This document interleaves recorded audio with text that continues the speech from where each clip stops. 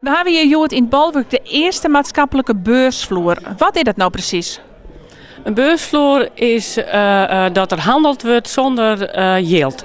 En dat houdt in dat je diensten of kennis of materiaal of handen verhandel je van een bedrijf naar het vrijwilligerswerk daar.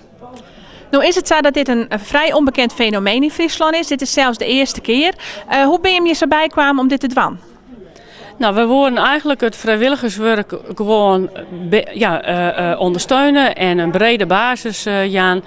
En we zeiden, hoe kunnen we dat op een bepaalde manier doen? En nou ja, daar ging je ziekje en dan kwamen we dit in. En we zeiden, dit is precies wat we eigenlijk nodig hebben. Onbekend maakt onbemind. Wat was de reactie van de organisaties in eerste instantie? Een hulporganisaties wisten...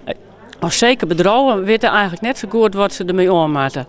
Dus, maar als het uitlijst, dan zeggen ze mensen, oh ja, maar dit is leuk. Daar wil ik wel wat mee doen. Op dit moment in de beursvloer nog gaande. Hoeveel matches ben er op dit moment sluiten?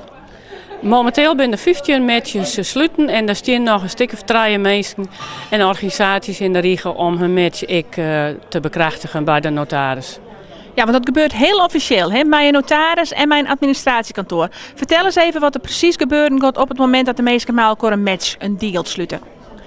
Dan maatje ze een matchformulier vullen ze in. Er staat op van welk bedrijf het is en wat de tegenprestatie is. Dat wordt beide tekenen, door beide partijen.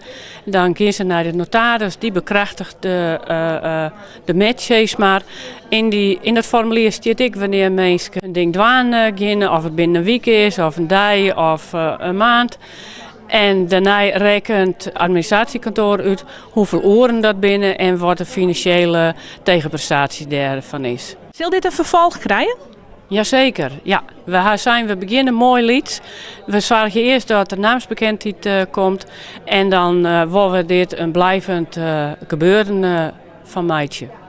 Bedrijven en instellingen die je nou nog net failliet hier en die misschien wel via deze video jaren dat de maatschappelijke beursvloer in Noord-Friesland een feit is. Wat kan die doen om een volgende keer deel te nemen? Die kan contact opnemen met mij of mijn collega Mea Groenendaal via Stichting Welzijn het Balwerk. En het telefoonnummer is 0419 29 2223 en dan gaan wij met hun in gesprek.